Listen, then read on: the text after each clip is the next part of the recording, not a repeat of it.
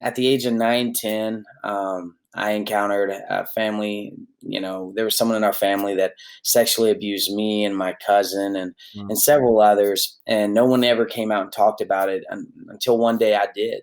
I was young and 9 years old, and I told my great grandmother, and my great grandmother looked at me and she said, "I'm so sorry, but you can never say a word to anyone about that."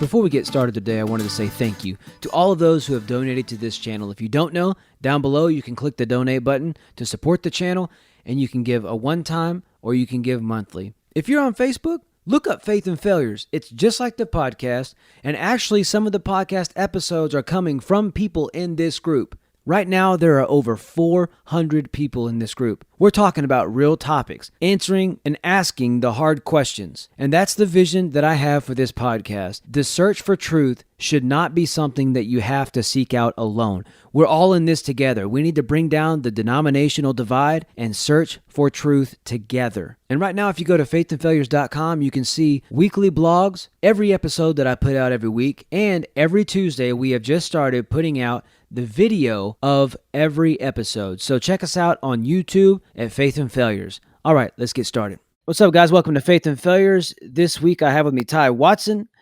and thanks for coming on the show, man. Appreciate you agreeing to come on. Yeah, for sure, man. Thank you for the opportunity to kind of share my story with you guys today. So where are you from? I'm originally from Pine Bluff, Arkansas. We live in Salina, Ohio here now, where for the last 3 years, my wife and we've been the youth and family pastors. Oh, cool. Did you move there for the ministry? Yep, for ministry. And it's kind of crazy now because 3 years in, it's kind of crazy how God's opened up doors. So not only do I do youth and family ministry, but I'm also a part of a parachurch ministry called Dream On, which is really incredible. And some other time you and I can talk about that. But Cool. God's done some really cool things. Awesome. So now you had mentioned a little bit when we had talked on Facebook a little bit about kind of a rough start in life. Yeah, So why yeah. don't you start in the beginning and kind of tell your story and kind of how things started off for you? Well, man, there's so much to break down there. I think every person has had their trials in life. One thing that I mentioned, I actually have a book that just came out this last year called Hurt But Not Broken. It's on Amazon right now for $5. You can buy it. We've So seen God do some. everything you cite, your stuff and all your websites and everything that you sent me will all be cited below so everybody can find your stuff and be able to purchase it. Hey, perfect. And just so they know, part of the agreement for me writing this book, which is different from, I have a new one coming out next year called 10 Feet of Faith. But this book, primarily Hurt But Not Broken, we wanted to take every dollar from that and give to juvenile students who maybe, Wow. can't afford that or wouldn't buy a book, you know what I mean? Yeah. So that they could have that. So just so everyone knows, every dollar that's given for that book goes directly to helping young people. Kind of start with my story. I'm from Pine Bluff, Arkansas. No one has ever heard of Pine Bluff, Arkansas, probably that's watching this I podcast. have. My Okay. mom was born and raised in Arkansas. I was actually born in Arkansas. Where are you really? Yeah, So in Camden. And my parents, my dad lives in Maumelle, my mom lives in Conway right okay. now. So Camden, I played their football team, Camden Fairview. I actually had one of my best games. But yeah, anyways, small world, man. Yeah. So I'm originally from that area. It's a really crime-stricken area. Yeah. It's sad. There's some parts that look almost like a third world country you wouldn't expect to be in America. Yeah. Just some neighborhoods that are just super beat down, and that's where I grew up. I didn't have a mom and dad. My mom left me at birth. She was Oh, only wow. 16. I was kind of an accident. There was a Yeah. hookup in a minivan, and she was pregnant. Crazy story about that is she was in Detroit, Michigan, living in an attic of some stranger's home, doing drugs, man. And she found out she was pregnant and she was scared. So she called my great grandmother, and my great grandmother bought her a bus ticket to come back to Arkansas. And my great grandmother saved my life. And so my great grandmother ended up raising me. She ended up adopting me later on in life. And my great grandmother was a godsend, but unfortunately, my great grandmother was a really bad hoarder too. Yeah. We lived in this trailer park in Pine Bluff, Arkansas, and Dogs ran inside and out, cats inside and out. My great grandmother, she would go to yard sales, and I knew the rule. It was when we get out of the car, you don't touch anything, say anything. We would make the loop around like we were going to buy something, and then on a little piece of paper, she always had written out her phone number and name, and she would say, "Look, we don't have any, or we don't need anything that you have, but if you want to get rid of anything, just give me a call." And I kid you Mm. not, they would call her and we would go over there and get all the stuff from what they didn't sell, and she would stack it in our trailer somewhere. So it was just a mess. And with She would that just came keep it? Like that she was just keeping it? just keep it, just hoarding it, dude. No reason, just No reason. And so Wow. living in this little single wide trailer and trying to get to my bedroom was almost impossible. And then trying to cats and dogs running in and out, the smell was horrendous, man. I'm telling you, it was bad. Yeah, And so at night, I would try to go to sleep. I would take a pie pan and I'd put some soapy water in the middle, and I would, or some soapy water in the pan, and I'd put a candle in the middle and light that candle. And you would just watch all the fleas just diving in that water, and it would attract the fleas just so I could sleep and get some rest. It was really rough, man. It wow. was really, and so I would take my clothes and tie them in bed sheets, because the stench was so bad in the house. I would try to spray them with things, and so I just always felt like I didn't belong. I felt like I didn't Yeah, belong at school. I didn't feel like I belonged, at church. I didn't have the nice clothes that everybody else wore, and then at school I smelled bad. So who wants to be around me? It yeah, was just one of those bad cycles. And so at the age of 9, 10, I encountered a family. There was someone in our family that sexually abused me and my cousin, and wow, and several others, and no one ever came out and talked about it until one day I did.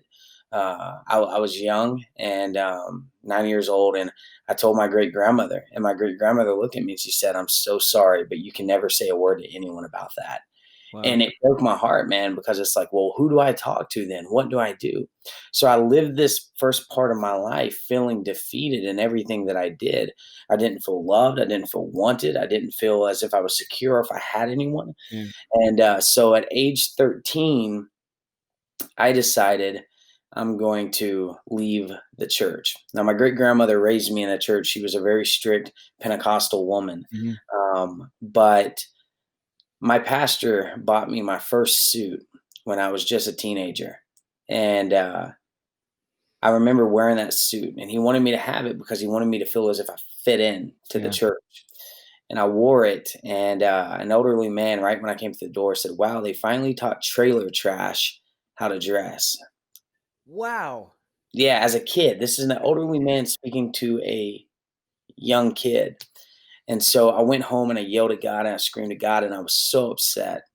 And I was done. My cousin, who was just as poor as I uh, was in a gang, and he always had nice clothes. He always smelled good. He always had Yeah, friends. I was getting to that age. Well, I kind of want a girl to like me. You know what I mean? yeah, So I said, you know what? I want to do what you're doing, and that's when I was first encountered in my first gang. And I've got to tell you, our gang leader Rick, he wasn't a young guy. He was in his 40s. yeah, So it wasn't as if these are just hoodlum teenagers. Most of the people that I was associated with as a teenager, I looked to them as kind of like father figures. I mean, yeah, somewhere in their mid 30s and 40s. Others were teenagers. But Rick showed up to my house and he had a bag of clothes and smell good stuff, and he just loved me. I mean, he gave me stuff I'd never had before, yeah, and he kind of taught me some things about life, and taught me ways of like not smelling so bad. Just things that I never had a father to teach me. I yeah. just didn't. And I got my first handgun, my first 9 millimeter as a teenager, and I thought I Wow. was somebody. I felt powerful, Yeah, but I was still this little kid shaking. I had no idea. And at the age of 15, I was incarcerated for the first time.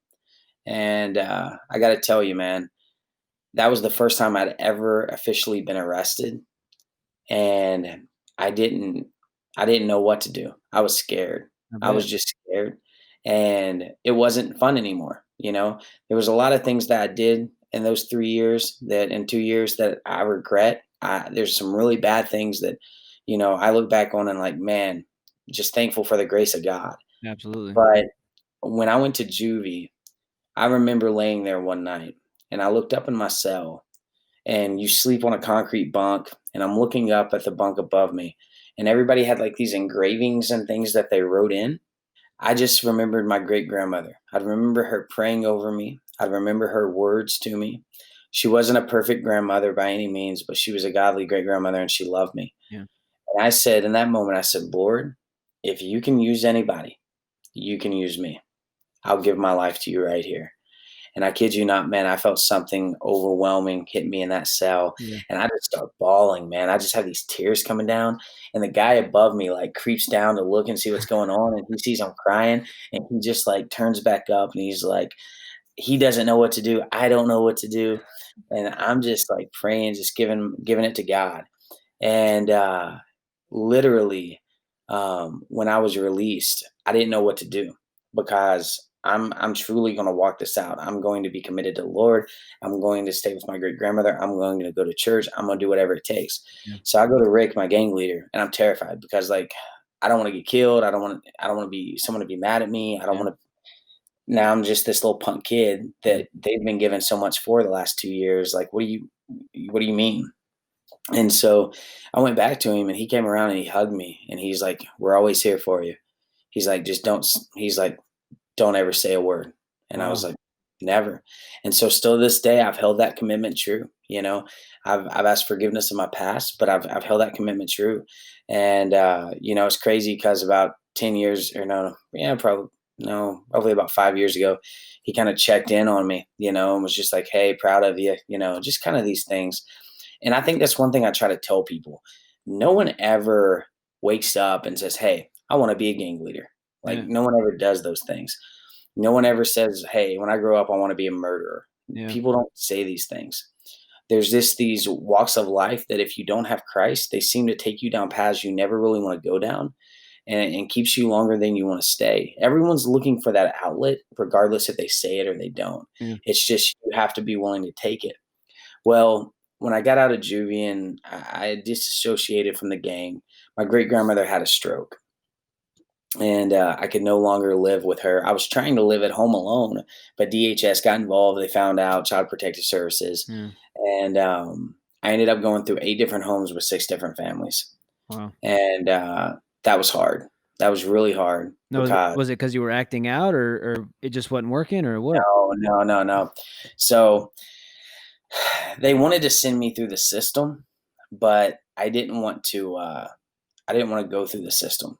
So I agreed to live with my biological mother, who I really didn't know, Hmm. instead of just going off somewhere else. Well, that was a mistake. I ended up sleeping out in a car a lot of nights because the drugs and alcohol was just so bad.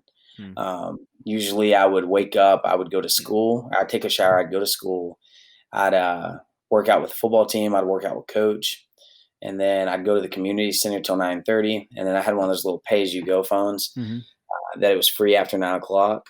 I would call back to the house and tell my mom I was staying somewhere else, and if I couldn't find a place to stay because it was a school night, I would find a vehicle that was open in the park, and I would just sleep in it. I didn't know Oh, who wow. it was. I would just do it, and that went on for 6 months, and I couldn't do it any longer.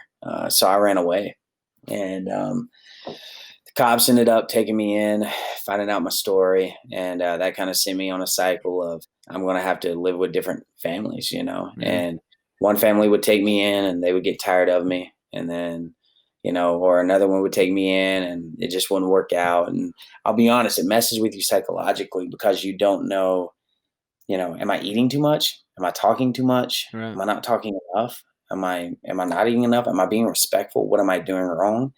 I wasn't stealing. I wasn't trying to abuse people. One of my final homes, it was my next to last home. I just would come home and I would sit on the couch in the corner and wouldn't say a word for the whole evening until it was time to go to bed Hmm.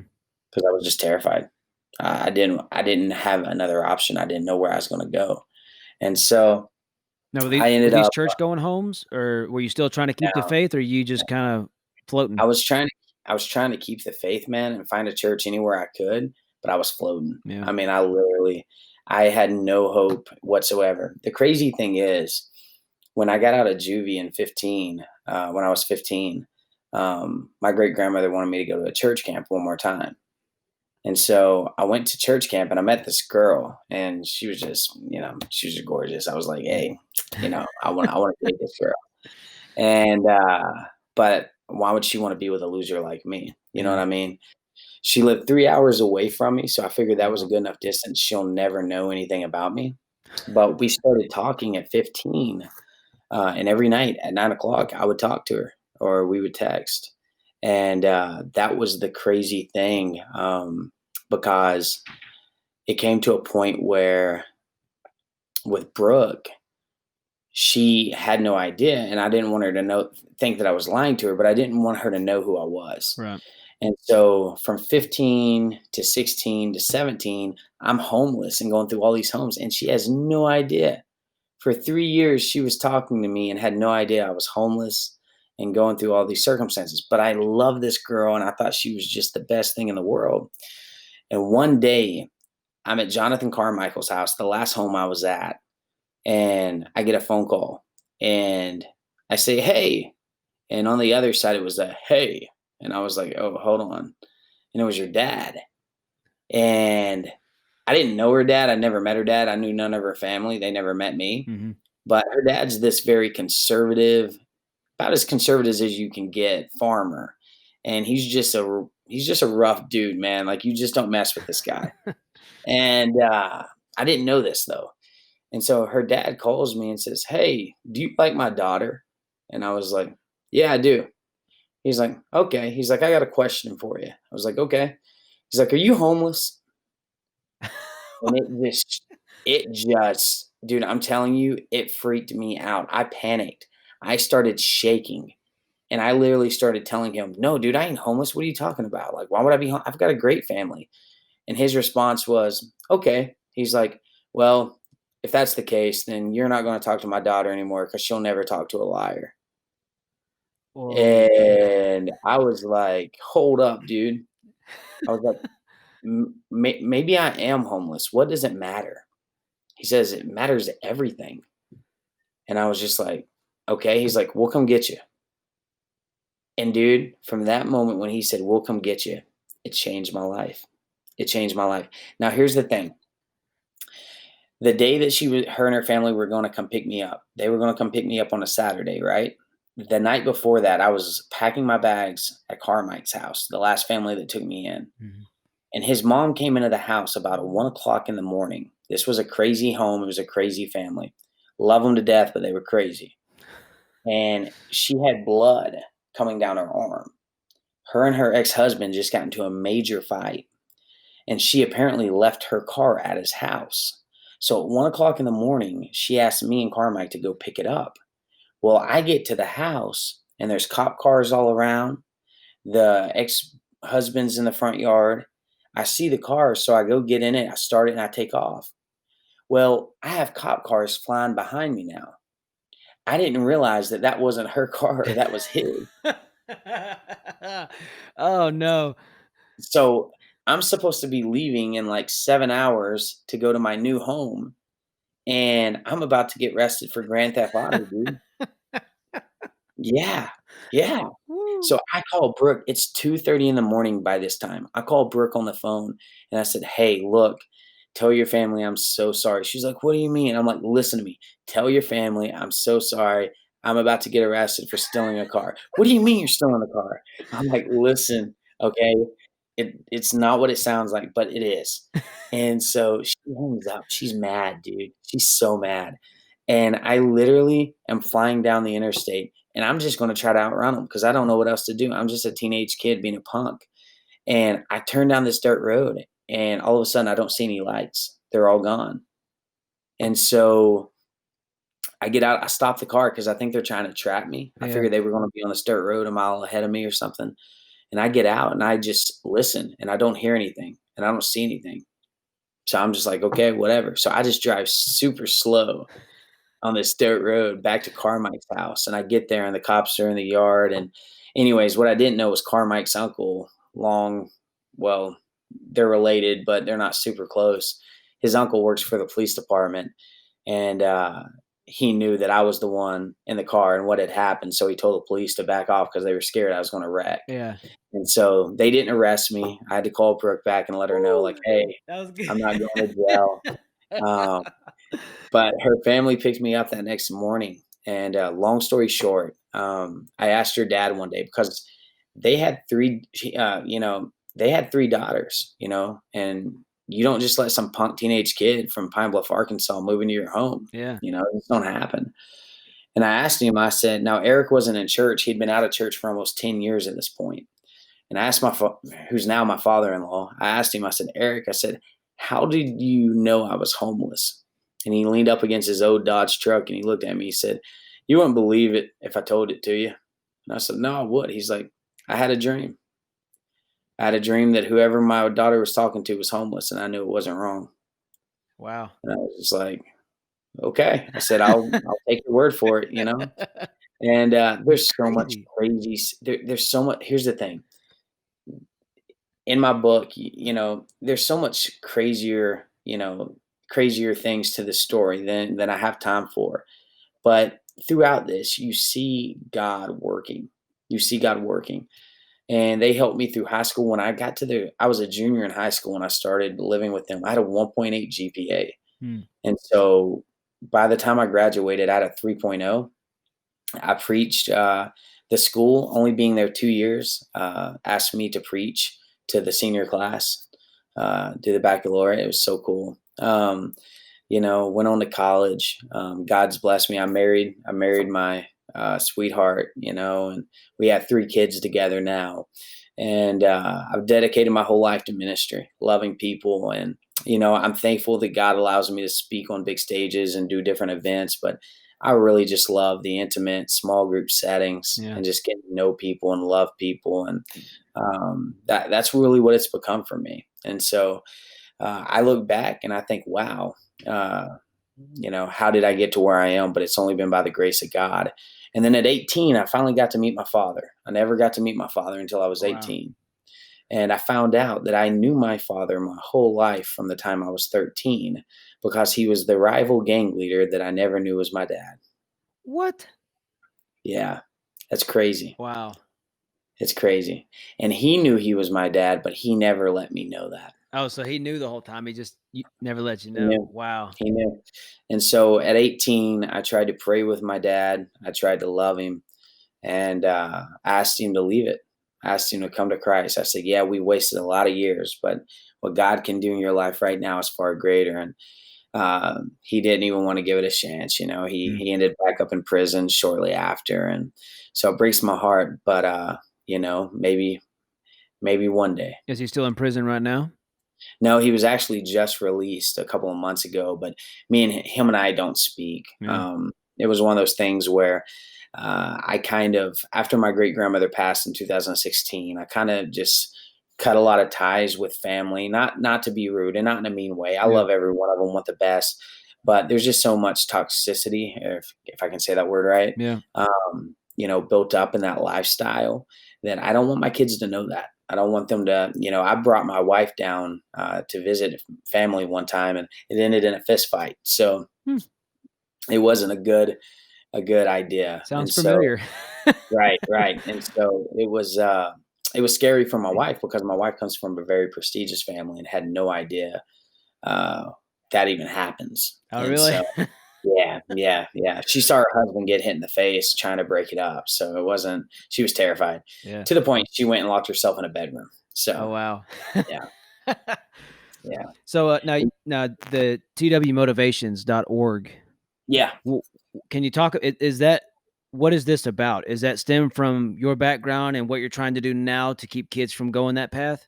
Yeah, so here's the thing, with TW Motivations, my whole heart is that we reach young people where they're at. Mhm. And so a lot of times in youth ministries, um, it's kind of twofold. I want to help youth pastors with their youth ministries, whatever that looks like. I'm very much a visionary. I love to take small things that people think aren't much of anything and make them something bigger that they never thought it could be. I believe we're living in an era right now where we need to be creative, and make sure we're attracting young people Yeah, in. So I live by a threefold method. It's experience, relationship, and discipleship.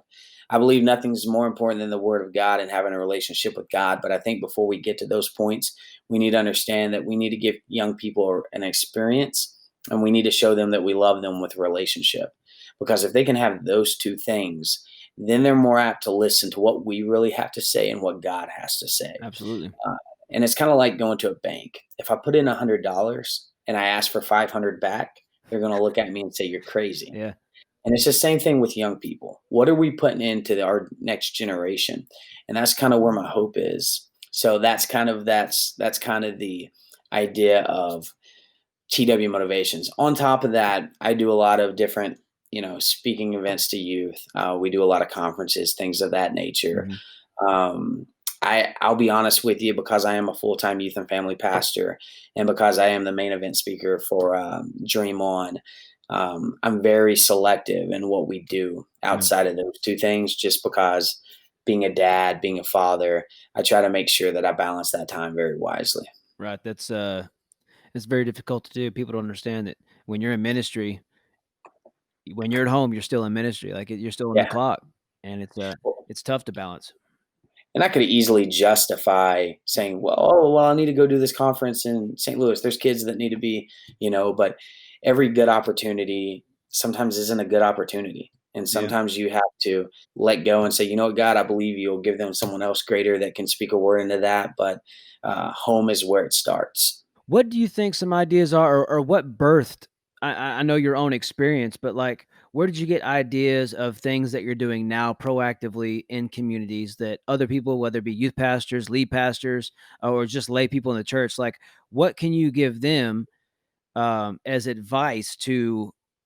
Because it's sometimes just hard to talk to people. You know what I mean? It's a very Yep. simple thing, but it's hard to approach people because you want to bear Christ. You want to be, we're church people, but that will make people turn away faster than anything. Right. So Right. what could you give them as a path that would be beneficial for both sides to win them over, but also for the people who don't know God, or the young people specifically that we're talking about?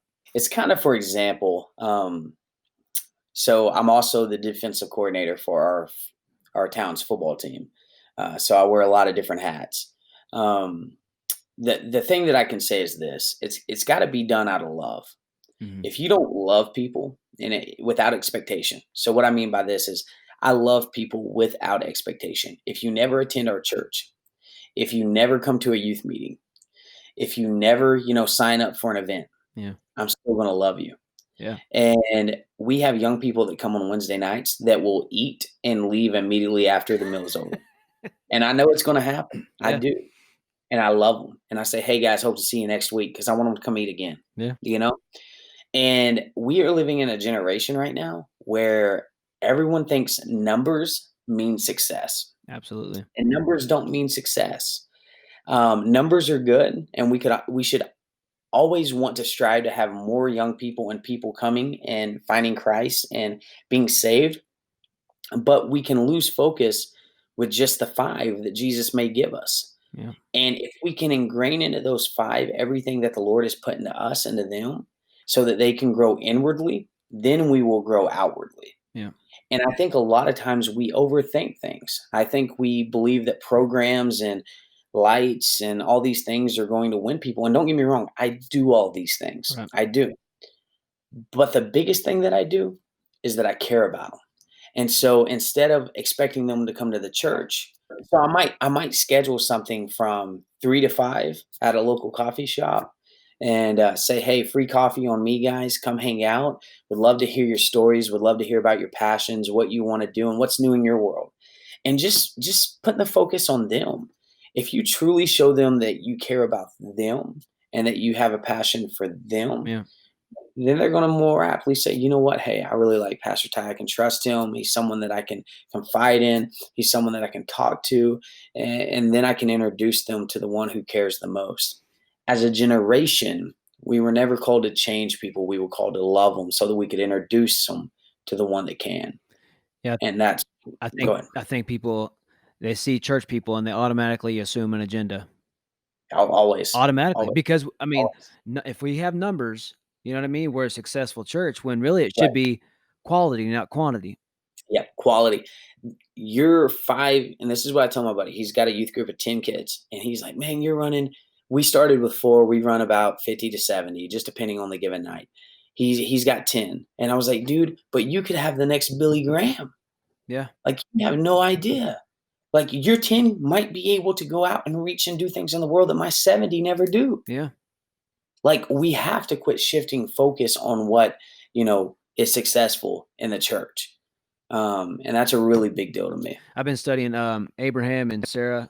It used the word illegitimate promise, and it was Yeah. talking about the maidservant or whatever that the wife of Sarah was like, "Hey, just take her. God's taking." It had been Right, 25 years from when he was promised until it actually came to happen, and right. they were growing impatient. But the numbers that God promised him, it started Mhm. with one child. Right.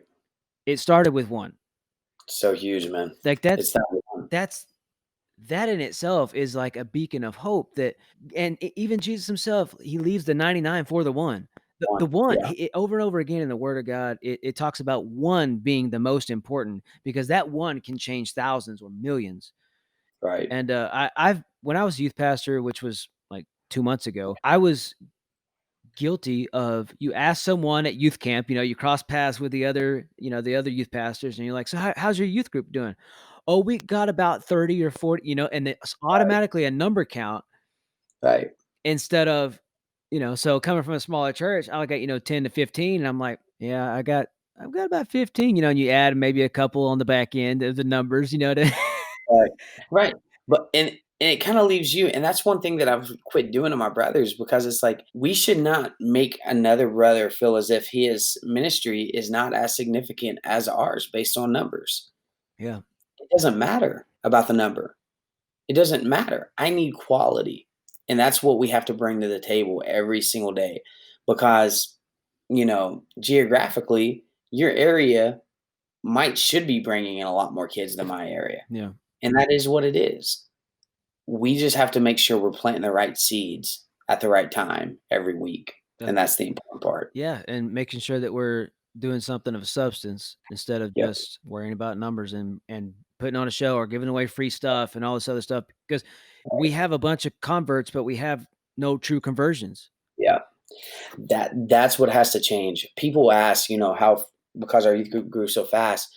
It's because I had our youth pray for a while, and then they wrote letters. And for a week, they went out and they searched for someone that to pray for, and then they wrote a letter to them. Could be a complete stranger, and they wrote what they felt God spoke to them to give to them, and then a wristband. And dude, I'm telling you, when they did that, the stories we heard were crazy. Kids breaking down at their lockers crying, Really? like God just moving. And then those same kids that they wrote those letters to showed up the next week, and man, they just bought in, and they started inviting their friends, and God just started doing something really cool. Because they were showing that there was not an agenda. There was nothing. No agenda. It ends up birthing things that we enjoy, the numbers and stuff like Right. that. But the truth behind the reason we're doing it will make itself known from the very, like, people pick up on that stuff quick. Yeah. They're not They do. they're not stupid. You They you do. say, "Hey, we got something going on at church." "Oh, what do you want, my ties?"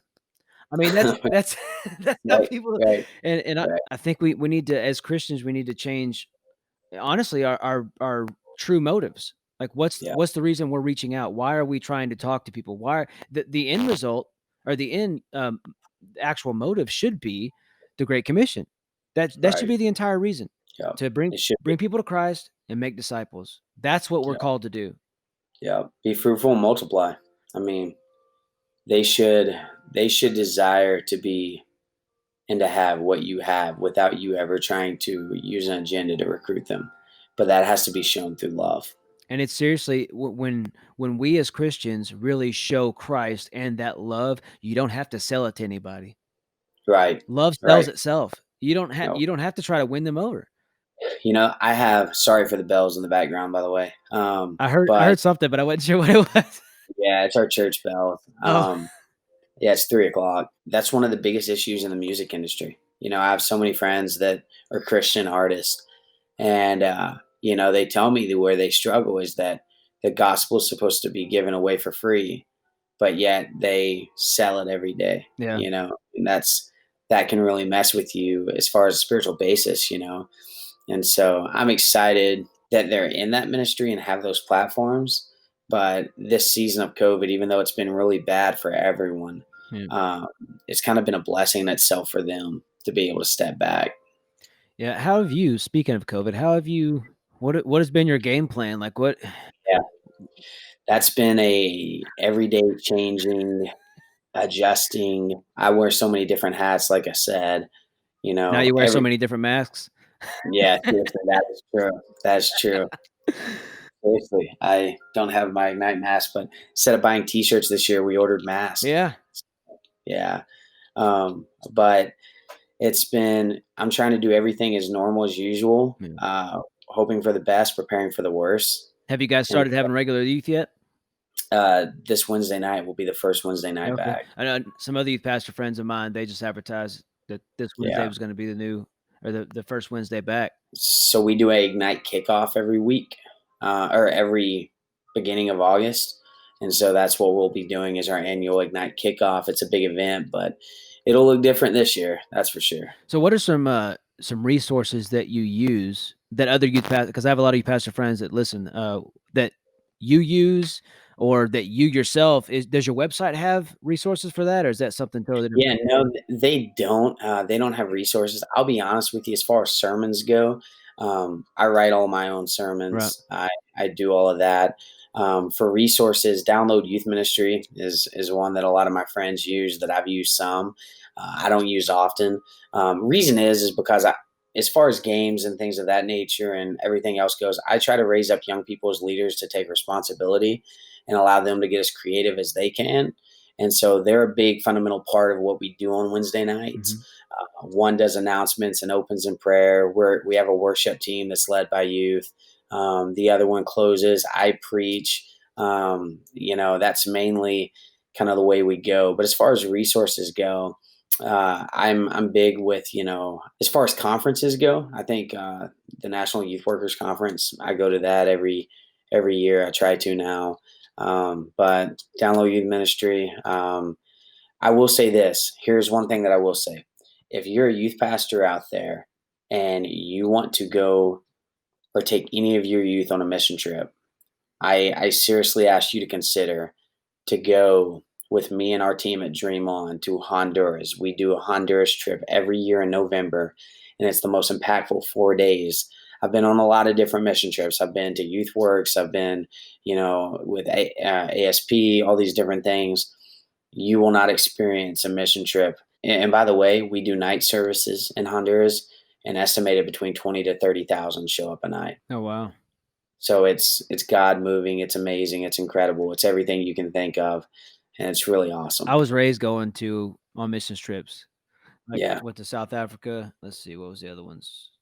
El Salvador twice, Mexico yeah, City, San Luis, Mexico. It was just every year, every summer, we'd raise money all year long. For some reason, it's not really pushed in my denom. I was Assemblies of God, and now I'm with Church of yeah, God, yeah. and I Cleveland. I, I know they have, yeah, Yeah, Cleveland. Yeah, I know they have them, but it's just not pushed very much. Like where we're at in the Tyler area, so yeah, I don't know if it's just me not knowing about it, or because I know it happens, yeah, but yeah. So our team is, multi-denomination as far as Dream On mhm, goes.